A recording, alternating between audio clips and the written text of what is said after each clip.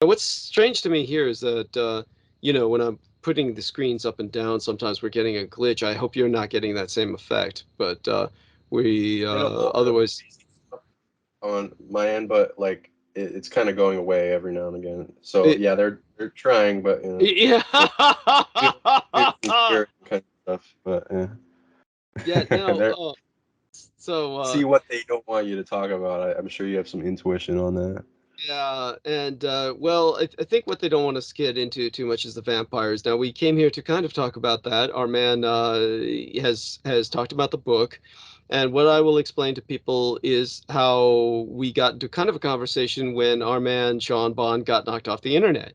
So just so everybody knows, this entire interview is going to be like stitched together when he's done with it, and maybe kind of broken up into parts and stitched together again. But however it works out, we covered so much basic ground, and I don't want us to get too far afield. And so when he brought me here tonight, and we talk a bit about my background, and we talk a bit about vampirism, you're not going to really understand what I'm saying about vampirism unless you get the book. So I do want to give everybody a bit of a background behind the book, but just basically buy the goddamn book, and you'll be able to understand. So I was saying, understand that it's only half a book. It's we had to get everything we could cobble together out as quickly as possible so that we could basically cement copyright on it, which is something that I was always leery to do because of the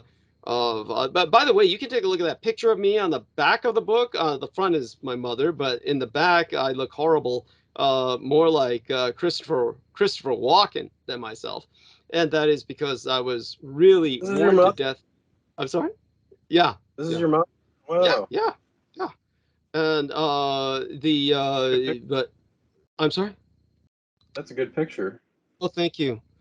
Yes, and the when it comes to the a picture of myself on the back, that was after years of taking care of my parents in their decline, and that was my mother entered decline through a catastrophic brain injury, which would have killed any baseline human being. But of course, she was half vampire, and I myself am a fourth vampire. Now, there's a technical term for that. It's quite real. You can look it up yourself, called Dampfire, meaning that somebody who's not a full-blooded vampire. But the Dampfire are anyone who is half or a quarter or further bled down, to use a pun, where the blood's watered down, again, just to be punished here, from true vampirism.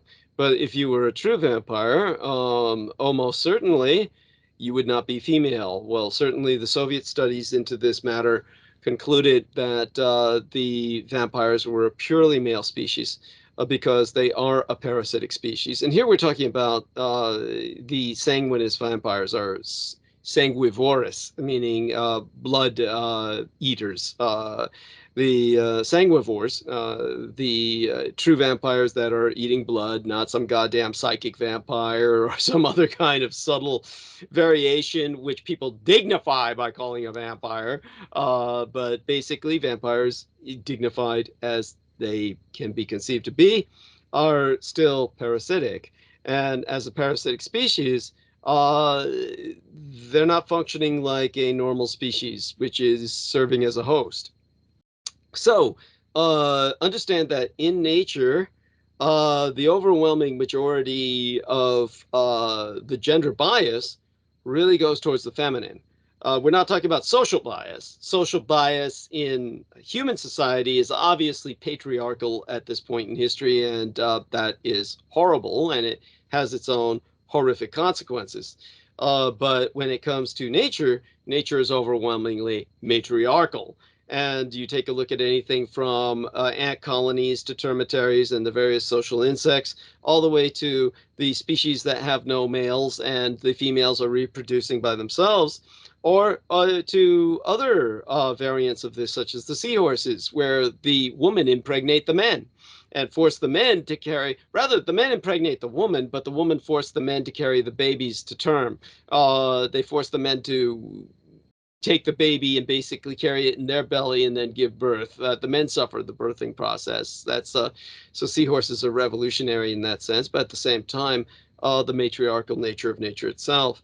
Some people would therefore make the argument that vampires are unnatural because they are strictly male. But again, this follows a kind of natural pattern here in the sense that as a parasitic species, they every once in a while will impregnate a human woman who will either give birth to a full-blown vampire, which will always be male, or a dampfire, like my mother, who can be female because she's only half vampire, and therefore can give birth to someone like myself who's only a fourth vampire.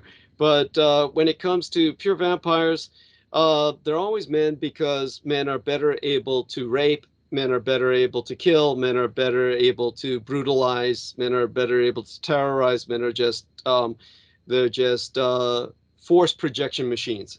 And therefore, there's every reason that vampires would only be male. So there is a natural logic going on there. And every once in a while, by giving birth to dampfires, a female who is raped by them will therefore also kind of carry on the species survival by producing someone who can act as a diplomat for them. However, mostly dampfires have been abused as vampire killers. For those of you who don't know, dampfires have always traditionally been viewed as being real, just as vampires are, and historically accepted as real, and also historically accepted as the best vampire killers.